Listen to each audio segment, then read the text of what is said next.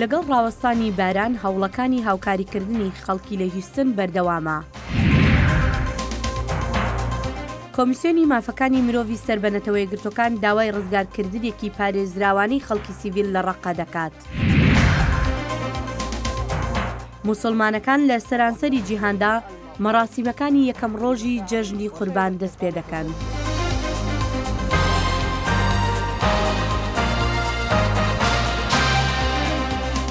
سڵاو ئەم کاتتان شاد بەخێر بێنەوە بۆ بەرنامەیەکی نوێی کورد کۆنەکشن. کورد کۆنەکشن بەرنامەکە ڕۆژین سێشەم و ئەینیە لە دەنگی ئەمریکا لە واشنگتن بسڵاو و ڕێزین گەرم کار بدەستن بەرەڤەبەریا سەرۆک دۆناڵد ترامپ بەڕەوانیش بڕیاراوی دیکن ji bo kêmkirina xerciya federalî ji rewşa tengaviyan re tevî ku hişta westanê Texas şepirzeya ji encamê bahoza Harvey ku xirabtirîn lehî û afirabûn bûn di dîroka wê herêmê de. Şîretvanê ewlehiya niştimaniya Kuşka spî dibêje kêmkirina xerciyê wê hinek ajansan vegirew bo demên Kurd. تیمên hawar hatine û lêgeranê berdewam li ser alîkarîkirina xelkê Houston. Digel ku baran bere wîlayeta Louisiana ve diçin lê astê avê li zor cihên başûrê Texas bilind e ku Koçka spî dibêjit ziyan bi nizîkê 100,000 xanî û bingeh û binyadên giştî keftiye. Me dît hindek ziyan gihişne nexweşxana Wezareta Berrevanî û Saxlemiyê hevkarî dwarê alîkariyên federalî da dikin.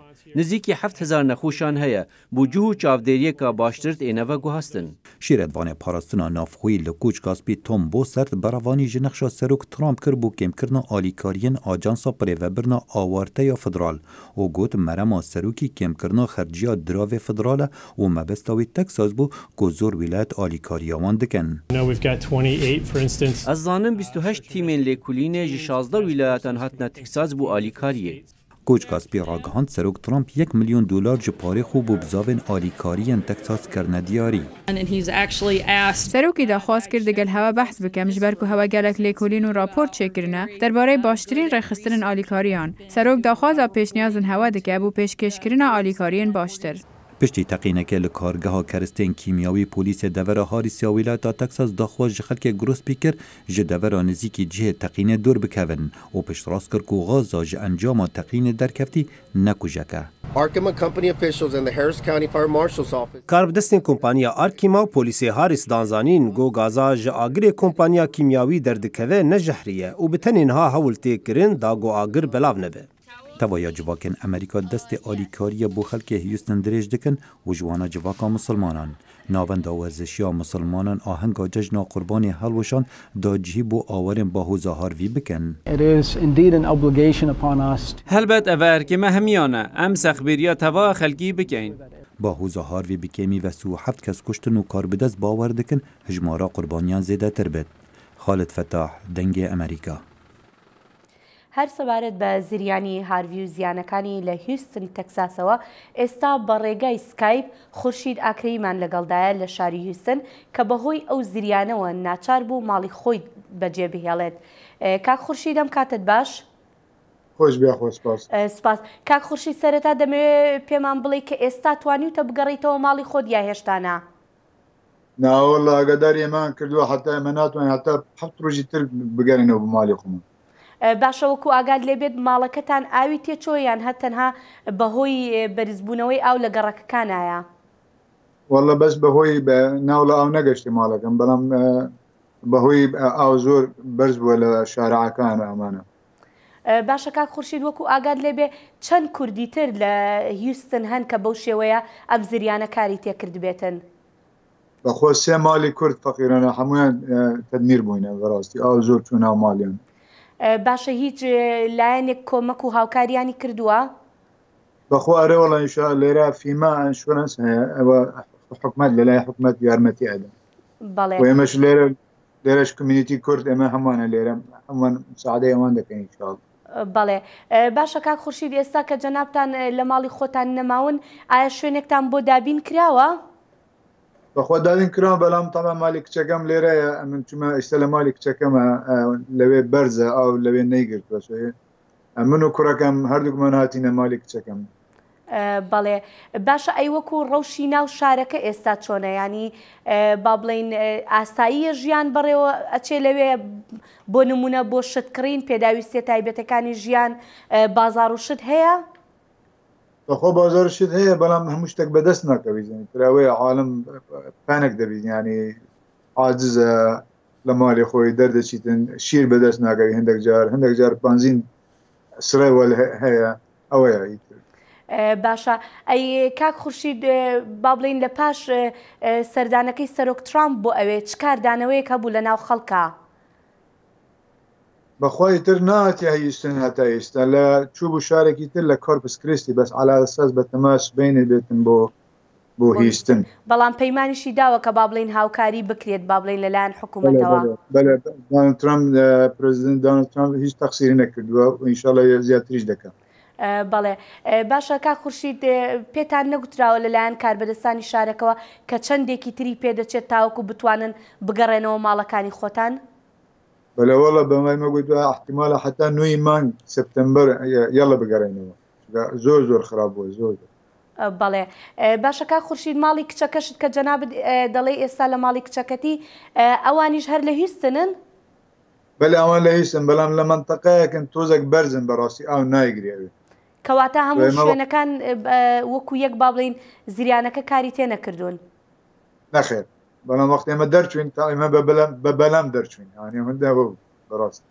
بەڵێ ئەی باشە لە کاتێکا کە دەرچوون و ئاوەکە بەرزەوە بوو ینی کارەبا هەبوو ئەو شتانە یاخود مەترسی کارەبا و شتیش دروست بوو.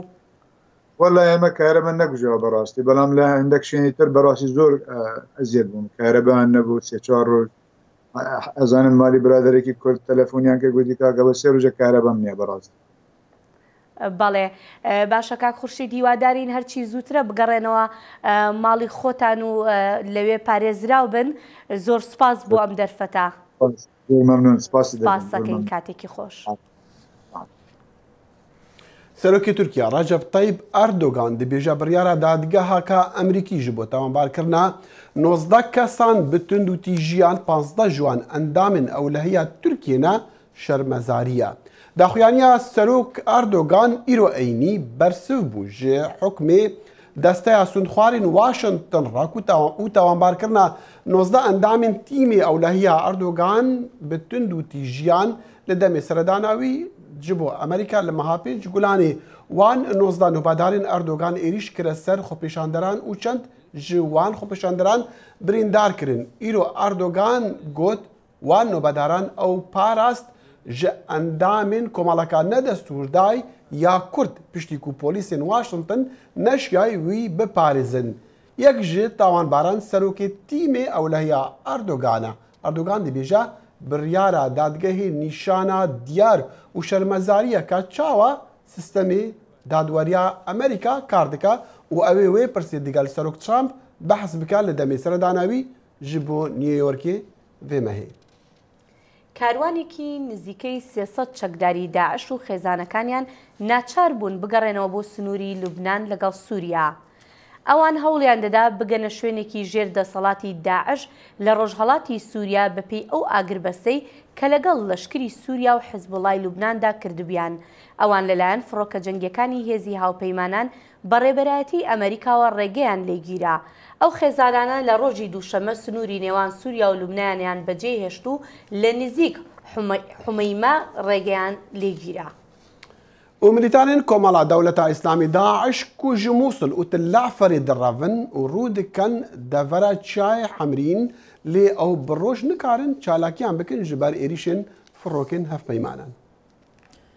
ئەم خانووە دوورەدەستانەی دەشتاییەکانی حەمرین لە ئێستادا بارەگای خلافەتەکەی داعشن کە داعش دوای لەدەستدانی زۆربەی شارە گەورەکانی عێراق بنە و بارگەی خلافەتەکەی بۆ ئەم ناوچەیە گواستووەتەوە بەڵام لەم ناوچەیەش لە ترسی فڕۆکەکانی هاوپەیمانان ناتوانن بە ئاشکرا بجوڵێنەوە و زۆربەی کات لە ڕۆژدا لە نزیک بارەگاکانیان هیچ جوڵەیەک هەستی پێ ناکرێت و تەنها بە شەوان لە بارەگاکانیان دەردەچن.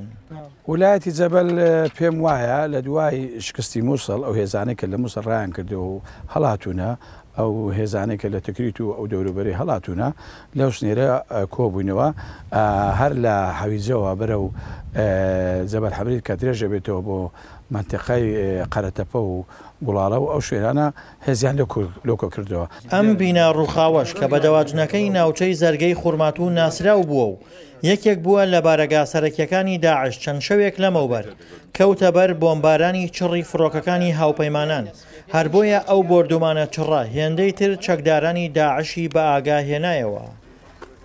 لە ماوەی چەند چرکەیەکدا سێ ساروخیان ئاڕاستەی دەواجنێک کرد کە ئەو دەواجنە گومانیەوە لێ دەکرێت شەوانە لەوەکەینەدا ئیختیفا دەکەن و بە ڕۆژش مراقبەی هێزەکانی ئێمە و ئەو جادەیە دەکا کە دەچێتەوە تووسڵمات و لە زەرگەوە بە تووسڵمات و لێدانەکە لێدانێکی زۆر کاریگەر بوو. ئەو دەواجنە کە درێژایی زیاتر لە 6 تا 7 متر دەبێ هەمووی لەگەڵ زەوی خاپور کرد. گەرچی داعش لە سنووری حەمرین ویلایەتی جەبەلی ڕاگەیاندووە و هێزی زۆری لە ناوچەکەدا هەیە، بەڵام تا ئێستا جگە لە هێرشی چەکداری قەناز بەدەست و بۆم ڕێژکردنی ئەو ڕێگانەی کە پێشمەرگە و هێزە عێراقیەکان هاتوچۆی پێدا دەکەن هێرشی زۆر گەورەیان ئەنجام نەداوە. ئێستا ئێمە لێرە عرسیات و شتمان بڕێک زەحمەت بۆ چووکە لەوان ئەوانە بەس بەقەن نازدێن ئەو قۆتایان نمایە هێرشمان بکەنە سەر بەس بەقەن نازدێن دەیانێت زەبرێکمان لێ بدەن و بگەڕێنەوە. ئێمەش ئامادەین ئەلێرانە تا دڵۆپمە خوێنێمان مابێ لێرە دیفاع بکەین. سنووری زەرگا مەتابان پردەگەی زەرگە بەدەستی ئەمەوەیە ئەم سنوورەکەی بینین ئەم شارعە هەمووی بە شەوان زۆر شەوانانی داعشتێت لێرە عبۆدانە باجەرەکان لیوای 11 ئەتوانن بەیانیان بێنەوە عبۆە لە پیچەڵەکەنەوە ئەمان دەرمارە کێشینە لە هەیە زۆر جا دێننی لە هەفتەیەکە دووجا سێجا عبۆ دانن و بەس خۆشبەختان هیچ سەرۆزیانێکی نییە بین سەرۆزیانی هەیە. زنجیرەچیای حەمرین کە لە کەرکووکەوە بۆ سنووری ئێران لە پارێزگای دیالە شۆڕ دەبێتەوە لە دوای ڕوخانی ڕژێمی بەعسەوە بووەتە مۆڵگەی سەرەکی گروپە چەکدارەکان و لەو ناوچانەوە پیلانی هێرشکردنە سەر شار و شارۆچکەکان دادەڕێژن. دڵشاد ئەنوەر، دەنگی ئەمریکا، پارێزگای کەرکووک. هێشتا شەڕ قورسە لە دەوروبەری شارۆچکەی تەلعفەر بە تایبەتی لە ناوچەی ئەیازیە، بەڵام کردە فریاگوزاریەکان بەردەوامن بۆ ڕزگارکردن و نیشتەجێکردنی ئەو خەڵکە سیڤیلیەی خۆیان لە داعش دەرباز کردووە. وەک کاربەدەستانی عێراقی باسی دەکەن لە ڕقەش کاربەدەستانی نەتەوە یەکگرتوەکان ئاگاهی دەدەن سەبارەت بەو مەترسیانەی لەسەر دانیشتوانی سیڤیل هەنوو دەڵێت نابێت ئامانجەکە بە هەر نرخێک بێت و هەر تەنها شکست پێهێنانی داعش بێت. سەدان سەربازی زیاتری عراقی نێراون بۆ ناوچەکانی دەوروبەری تەلعفەر وەک عەیازیە بەهۆی ئەو بەرەنگاربوونەوە سەرسەختانەی تێرۆریستان دەیکەن بۆ پاراستنی دوامۆڵگاکانیان. سەرکردە لەشکریەکان جەخت دەکەنەوە لەوەی شەڕەکانی ئەم چەند ڕۆژە چەندان جار قورسترن لە شەڕەکانی مووسڵ و دەشڵێن هێشتا شەڕی زیاتریان لە پێشە. بعد أن تكتمل عمليات التحرير في غزة پاش ئازادکردنی تەلعفەر بەردەوام دەبین لە پێشڕەویەکانمان لە ناوچەکانی تری عێراق لەوانە ناوچەکانی ڕۆژئاوای ئەنبار و هەروەهاش حەویجە لە باشووری کەرکووک هێزە هاوبەشەکان بەرنامەڕێژی خۆیان کردووە بۆ ڕزگارکردنی ئەو ناوچانە لە داعش. سەختی ئەم شەڕانە نەبوونە تەمایی ڕێگەگرتن لە هەوڵە فریاگوزاریەکان بۆ ڕزگارکردنی خەڵکی سیڤیل و دابینکردنی شوێنی پارێزرا و بۆیان لە پارێزگای مووسڵ. يعني 12,000 نازح بالنسبة لنا احنا لەوەتەی شەڕی تەلعفەر دەستی پێکردووە نزیکەی 12,000 کەس لە تەلعفەر خۆیان دەرباز کردووە بەڕاستی ئەمە ژمارەیەکی کەمە. ئێستاش دەتوانین ڕەوشەکە باشتر کۆنتڕۆڵ بکەین تەنانەت ئەگەر بێت و ژمارەکە زۆر زیاتریش بێت ئامادەکاریی تەواومان هەیە. بەڵام لە شەڕی ڕزگارکردنی ڕەقە لە سووریادا پێدەچێت خۆ دەربازکردنی خەڵکی سیڤیل ئاسان نەبێ هاوکاتی کردە لەشکریەکانی هێزەکانی سووریای دیموکرات و هێزەکانی هاوپەیمانان بۆ ئازادکردنی ڕەقە لە تێرۆریستانی دەوڵەتی ئیسلامی. لە شارۆچکەی ڕەقە نزیکەی 20,000 کەسی سیڤیل گیریان خواردووە، چوار دەوریان بە هێزەکانی دژە داعش گیراوە و تیرۆریستان ڕێگەیان نادەن بچنە دەرەوە. هەر بۆیەشە هەروە دێ و نیگەرانیمان زیاتر دەبن سەبارەت بەو سەختیەی تێدان. پێناچێت تا ئامادەکردنی ئەم راپۆرتە هیچ بەرنامە و پلانێکە بێ بۆ ڕزگارکردنی ئەو خەڵکەی لە ڕەقە گیریان خواردووە. نەتەوە یەکگرتوەکان دەڵێت 151 ناوی تۆمار کردووە کە ژن و منداڵیشی تیادایە لە شەڕی ڕەقەدا کوژراون و دەشڵێت ژمارەکە زیاتر بێت. پێویستە ڕێگەیەک هەبێت بۆ ڕزگارکردنیان، پێویستە بتوانن بە شێوەیەکی پارێزرا و خۆیان ڕزگار بکەن، پێویستە هەموو شتێک بەپێی یاسا نێودەوڵەتیەکان بێت بۆ پاراستنی خەڵکی سیڤیل. تەنانەت ئەگەر شەڕیش بەردەوام بووە خەڵکی سیڤیل دەبێت پارێزرا و بن و لایەنەکانی شەڕیش وابەستە بن بە یاساکانەوە و خەڵکی سیڤیل بپارێزن. لە زۆرێک لەو ناوچانەی لە سووریادا داگیری کردوون داعش گەمارۆ درراوە بەڵام شیکەرەوە لەو بڕوایەدان شەڕەکان تابێ و قورستر دەبن. مراكز تنظيم داعش هي الآن في حالة الحصار. داعش گەمارۆ درراوە و ڕێی خۆ دەربازکردنی نییە، هەر بۆیە هیچ بژارەیەکی نەماوە تەنها شەڕکردن تامردن نەبێت. پێویستە دان بنین بەوەدا کە شکست پێهێنانی داعش کارێکی ئاسان نییە. ماشێنی بە بۆمب چێنراویان هەیە، ئەمە بێلەوەی خەڵکیان کردوتە قەڵغانی خۆیان. کۆمیتەی مافەکانی مرۆڤ سەربەنەتەوە یەکگرتوەکان داوای لە هاوپەیمانەتی بە سەرکردایەتی ئەمریکا کردووە تا هەنگاوی زیاتر بنێ بۆ پاراستنی خەڵکی سیڤیل لە ڕەقا. دەشڵێت نیشانەی پرسیار هەن لەسەر هاوپەیمانەتی دژە داعش سەبارەت بەوەی پێشێلکاری لە یاسا نێونەتەوەییەکاندا کردبێت. What we are concerned about is that the battle to regain Raqqa. ئەوەی جێنی گرانیمانە ئەوەیە شەڕی ئازادکردنی ڕەقا کەوتۆتە سەرژیانی خەڵکی سیڤیل. کۆمیسیۆنی باڵای مافەکانی مرۆڤ لە UN نیگەرانە لەوەی لەوانەیە هێزەکانی هاوپەیمانەتی دژ داعش چاوی نەبینێت بۆ مانایی ئەگەر لە خەڵکی سیڤیل بدەیت و خەڵقێکی زۆر بکوژرێن ئیتر چ مانایەک دەمێنێتەوە. پێویستە خەڵکی سیڤیل لە دڕندایەتی داعش ڕزگار بکرێن نەک سەرکەوتنێک زۆرت لەسەر بکەوێت. قوربانیانی سیڤیل لە ناوچەکانی داعش داگیری کردوون لە عێراق، سووریا یان لە هەر شوێنێکی تردا بن لەوەدا هاوبەشن کە بوونەتە قوربانی ئەو شەڕانەی تێرۆریستانی دەوڵەتی ئیسلامی دژی مرۆڤایەتی و ئاشتی لە شوێنە جیاوازەکانی جیهاندا هەڵیان گیرساندووە. ئیرۆ ئەینی موسڵمانین جیهانی جەژنە قوربانی دەکەن حەجی ژسران سەری وڵاتی موسڵمانان لە کەعبەنە ji بۆ vê cejnê yekem perstgeha musilmanan. Heca cejna qurbanî yek ji rêwirrismên giringên musilmanaya û rêzgirtina lê qurbaniya İbrahîm pêxember perstgeha yan Erebistana Siûdî bibûrin dibêje pitir ji 2 milyon û 300,000 hecî ji seranserî cîhanê ev sala hecê dikene Erebistana Siûdî. û li mizgeftên Iraqê li Bexdayê nivêja cejnê li jêr ewlehiyeka tund tê gêran. Cejna qurbanê ev sal lê Iraqê têkirin hevdemê derxistina bi yekcariya milîtanên Daeş ji Iraqê piştî 3 salên girtina çend deverên Iraqê ji aliyê vê komala radîkala İslamî.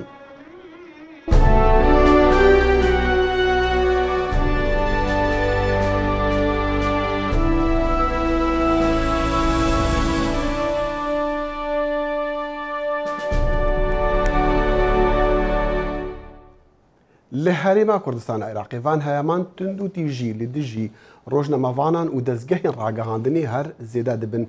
Berî çend rojan bi fermaneka hikûmetê yan dezgeheka hikûmetê bexşê navxoyê televizyona NRT hate ragirtin û duh li bajarê Duhokê ofîsa NRT rastî pêşêliyan bû û çend kesan logoya NRT li ser ofîsê dirandgelo çima li van heyeman ev tund û tîjî tên kirin ku li herêmekî ku xwe bi demokrasiyetê dida naskirin. Ji bo vî behsî digel me niha rast ew xwe Hemîd Bedirxan sekreterê Lîjneya Berevaniyê ji mafê rojnamavanan. Kak Hemîd zor bexêr bêyî. Televizyonî li televizyonekana doînê rast ew xwe bînît ke çûn ofîsî NRT li Duhok pela merdica.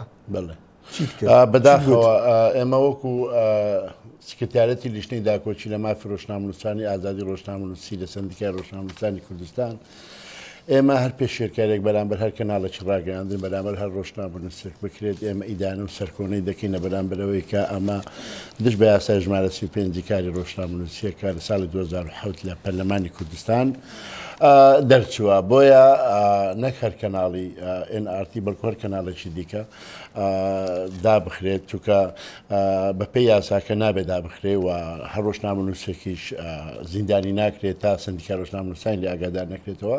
ئەمەی دوێنێ ڕوودا بەرامبەر بە کەناڵی NRT مکارێکی خراپە دژ بە یاسای بەڵام لەوانەیە ئەو ڕێکار و ڕێنمایانەی وەزارەتی ڕۆشنبیری بەکاری دێنێ لە بەرامبەرەوەی کە هەر ئیجرائاتێک لەگەر هەر کەناڵێک بکە ئەمە دیارە لە ڕێگای یاسا و لە ڕێگای ڕێنمایەکانی وەزارەتی ڕۆشنبیری جێبەجێ دەکە. بۆیە ئێمە لەگەڵ پاراستنی شکۆی کاری ڕاگەاندن و میدیای هەرێمی کوردستان لەگەڵ ئەوەی بەجددی هەموو ئەو شتانی لێر و لێوێن دەرێ بڵاو دەبێتەوە داتاکانیان دروست بن بۆ ئەوەی لە ڕووی یاساییەوە هەم کەناڵی ڕاگەاندنەکە هەم ڕۆژنامەنووسەکە دوور بێ لەبەر برسالی لە ڕووی یاساییەوە. ئەوەی دوێنێ لە دهۆک باوەڕ ناکەم بە لەبەر ئەوەی بکە دەستگایەکیان بەڕێوەبەرایەتی ڕۆشنبیری و بەڕێوەبەرایەتی ڕۆشنبیری چاپ و بەڵاوکردنەوەی هەولێر فەرمانەکە ئەوە نەبوو شتێکی تر بوو ئەمەی وەزارەتی ئەگەر مەبەستی وەزارەتی ڕۆشنبیری و لاوان بێ ئەگەر مەبەستی وەزارەتی ڕۆشنبیری و لاوان بەڕێوەبەرایەتی چاپ و بەڵاوکردنەوەیە کە لە هەولێر بەڕێوەبەرایەتی لە هەولێرە دەکردووە ئەو بەسەر بە وەزارەتە ئەمە سەر بە وەزارەتی ڕۆشنبیری و لاوانە دیارە ئەمە بەپێی ئەو ئیجرعاتانەی ئەوانە ئێمە وەکو سندیکای ڕۆژنامەنووسانی کوردستان یا وەکو لیژنەی داکۆچی لە مافی ڕۆژنامەنووسان پێشتر گوتومانە و ئێستاش دەڵێن و لە ئایندەش دەڵێن ئێمە لەگەڵ داخستنی هیچ کەناڵێک نین وا لەگەڵ ئەوەش نین هەر کەناڵێکی ڕاگەاندن پشێوی دروستکە یان هەر کەناڵێک داتا و زانیاری دروست بڵاو نکاتەوە و لەگەڵ ئەوەین کە سەروەری یاسا وەلا بۆ خاک و نیشتمان و نێتەوە لە ڕێگای کەناڵەکانی خوان وەشاکردنەوەی کۆمەلگا بەڕاستی ئەمە ئەوە بەکارێکی باش دەبینین لە بەرامبەر ئەوەی کە کاری خۆی بکات ئەوە ئێستا بینیمان فەرمانی ئەوەی بەڕێوەبەری چاو بەڵاوکردنەوەیە لە هەولێر کە ڕێنمای ژمارەیەک 2014 فەرمانی داوە کە پەخشی ناوخۆ NRT ڕابگرێ بەڵام ئەوە هەرتەنها لە هەولێر و دهۆک نەبوو ئێستا ڕەنگە لە دەستگاکانی ڕاگەاندن هەندێک باز بکەن کە لە دهۆک و هەولێر کە ئازادی ڕۆژنەماگاری بەو شێوەیە نییە لە سلێمانیش پەخشەکە ڕاگیرا بەڵێ ئێمە لە دوا راپۆرتمان راپۆرتی ژمارە 19 کە لە 2017 لە کەرکووک پێشکەش کرا ئێمە باسی هەموو ئەو پێشێکاریانەمان کردبوو بەرامبەر بە کەناڵەکان و بەرامبەر بە ئەو ڕۆژنامەنووسانی کراوە بەجددی لای ئێمە خەتی سوور ئەوەیە کە بەڕاستینی ئازادی بەرتسک ببێتەوە خەتی سوور ئەوەیە کە بەجددی هەڕەشەوێ لەسەر ئازادی بیرروڕا لە هەرێمی کوردستان دەستکردنی ئازادی و هەڕەشە لە ئازادی ڕۆژنامەنووسان و میدیا هۆیەکەی چییە؟ هۆیەکەی یاسای 2007 کە پەرلەمان دەرکردووە کە ناتان نەکراوە تا ئێستا هەمووان بکریان وەرانکاریکی بەسەرا بکری خۆی ئەستن یاساکە زۆر باشە لەبەرەوەی بەپێی یاساکە ڕۆژنامەنووس زیندانی تێدا نیە تەنیا دەتوانێت لە ڕێگای سزاوە ئەوەی تیا کە خەڵکانێک بچنە سەر بەڵام ڕۆژنامەنووست بکوژری ئەمە ئەستن هەلەگە کوشتدانی بەڵام بەڕاستی لە دوای 2009 ڕاگەاندنی کوردی شکۆی ڕاگەاندنی کوردی بە ئاقارێکی دیکە کەوت کا بەجددی تونند و تیژێکی زۆری بەخۆبینی لە بەرامبەرەوەی کە ڕۆژنامەنووس خەریکی دۆزینەوەی ڕۆژنامەکانی کوردستان و کۆمەڵە کاری دیکەیە کە ڕاستەوخۆ کاری لەسەر وشارکردنەوە کاک حەمید پێم دەڵێ هۆیەکان چین هۆیەکانی پێشێرکاری ئێمە زۆرتر باسمان کردو ئەوانە یا لە ڕێگای ئەو خۆپێشاندانانەوە دەکرێت کە کاتێکە ڕۆژنامەنووسەکان دانەی ڕووماڵی خۆپێشاندانان ڕێیان لێ دەگیرێت لە ڕێگای ئاسایش و لە ڕێگای پۆلیسەوە ئەوە دەسەڵات هەروە دەکات بەڵام لە هەرێم بۆ ئەم ماوەیە زیادی کرد زۆر زیادی کردو لە بەرامبەرەوەی وەکوتم بەتایبەتی کە قەیرانی دارایی لە هەرێمی کوردستان لە 2014 تا ئێستا درێژەی هەیە یعنی بەڕاستی زۆرترین ڕۆژنامەنووس جگەلەوەی کە مافی پێشێکراوە دەرکراوە لەو کەناڵانی کە کاری کردووە و لەوە کارە سادبارتر کە لە ساڵی 2011 ڕۆژنامەی ڕۆژانە لە هەرێمی کوردستان دەردەچوو ڕۆژنامەی ڕۆژانە بە زمانی ئینگلیزی بە عەرەبی بە کوردی بە زمانەکانی دیکە مخابن ئێستا تەنیا 2 ڕۆژنامەی ڕۆژانەی حزبی دەردەچێت بۆیە سەیدەکەی بەڕاستی بۆیە هەموو ئەو پێشێرکارانەی کە ئەنجام درراوە و ئێمە زۆر هەوڵمان داوە ماف بۆ ئەو ڕۆژنامەنووسانە بگەڕێتەوە پێشەکاریان بەرامبەر زۆر سپاس وەختەکەم کار بەرامبەر بەوەی کە ئەو پێشێنە بکریان کار بەرامبەر بە مخابنیەکەی تۆ باسێکی زۆر دەوێت باس بکرێت لە هەرێمی ئەمە بەنامەشمانەیە لە فریدەم هاوس و لە کۆمەڵە کەناڵی دیکە حەمید بەرخان سندیکا ڕۆژنامەنووسانی کوردستانی سپاس تەڤی گرفتن سیاسی و ئابوورین هەرێما کوردستانە عێراقی لێ کاربەدەستین هەرێمی ڕژدن لەسەر ئەنجامدانا ڕیفراندۆمیش بۆ خەڵک بڕیارێ لەسەر پاشا ڕۆژە خوا بدە سەرڕای بانگەشەی بەغدا و ویلایەتە یەکگرتووەکانی ئەمریکا بۆ دواخستنی ڕیفراندۆم کەچی هەرێمی کوردی نیمچە ئۆتۆنۆمی عێراق پێداگیری لەسەر پلانی خۆی دەکات بۆ بە ئەنجام گەیاندنی ڕیفراندۆم لە 25 ئەیلولدا هەندێک بەرپرسان لە حکوومەتی هەرێمی کوردستانی عێراق ڕێفراندۆمەکە بە هەنگاوێک بۆ دیاریکردنی مافی چارەی خۆنووسین پێناسە دەکەن، بەڵام لە سەروبەندی ڕێفراندۆمی دیاریکراودا ناکۆکی و دووبەرەکی لە هەرێمەکەدا دەخاتە ڕوو، هەروەها لاوازیەکانی ئابووریش لە ناوچەکە. مەسعود بەرزانی سەرۆکی هەرێمە نیمچە ئۆتۆنۆمی کوردی لە مانجی 6دا ڕایگەیان کە دەنگدانەکە ئەوە دیاریەکە کە ئایا هەرێم دەیەوێت لە عێراق جابێتەوە. هەروەها حەیدەر عەبادیش سەرۆکوەزیرانی عێراق لەو کاتەوە وتوێتی کە ڕیفراندۆمەکە نادەستوریە. وبعد 2003 أيضا بعد الدستور العراقي. دوای ساڵی 2023 و دەستوری عراقیش حکوومەتی فێدراڵی پابەند نەبوو بە جێبەجێکردنی دەستورەوە. 6 بەندی دەستوری فەرامۆش کردووە. ئێستا ئەزمونێکی نوێیە و داوا لە هاوڵاتیانی پارێزگای کەرکووک دەکەین بەشداری ڕاپرسی بکەن، ئازادن بە بەڵێیان بە نەخێر دەنگ بدەن.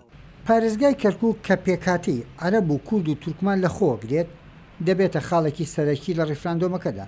شاری کەرکووکی دەوڵەمەند بەنەوت هەر یەک لە بەغدا و هەرێمی کوردستانی عێراق خۆی بە خاوەنی دەزانێت، بەڵام هەرێمەکە کەوتە دەستی هێزە کوردیەکان لەو دەمەی سوپای عێراق هەرەسی هێنا دوا بە دوای کەوتنی شاری مووسڵ لە هاوینی 2014دا. شاری کەرکووک لەو دەمەوە بووەتە سەرچاوەیەکی سەرەکی داهات بۆ حکوومەتی هەرێمی کوردستان لە سەروبەندی دابەزینی نرخی نەوتی جیهانی. هاوکاتی ئەوەی ڕیفراندۆمەکە مەرج نییە جێبەجێ بکرێت، بەڵام ڕابەرایەتی کوردی هەرێمەکە سوورن لەسەر سوود وەرگرتن لە دەستکەوتەکانی خاک، ئەوەی کە هێزەکانیان لە شەڕی دژ بە داعش بەدەستیان هێناوە.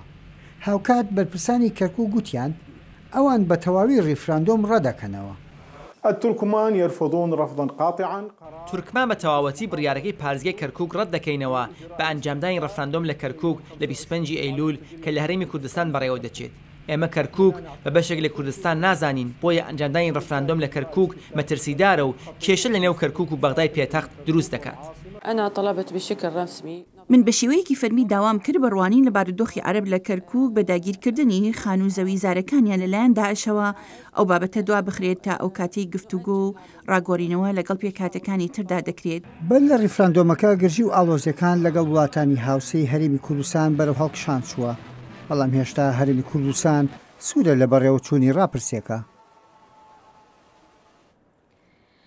لەژێر دروشمی ئەزدکارم دەستەی کاروباری کۆمەڵایەتی کانتۆنی ئەفرین فستیڤالێکی بۆ خاوەن پێداویستیە تایبەتەکان سازداوە کە زۆربەی بەشداربووان منداڵ و نەوجەوان بوون. دەستەیە کاروبارên civakî li kantûna Efrînê bi hevkariya her du desteyên çandê û ciwanan û dibin duruşmeya ez dikarim, mehrîcana yekê ji bo astengbaran pêk anîn.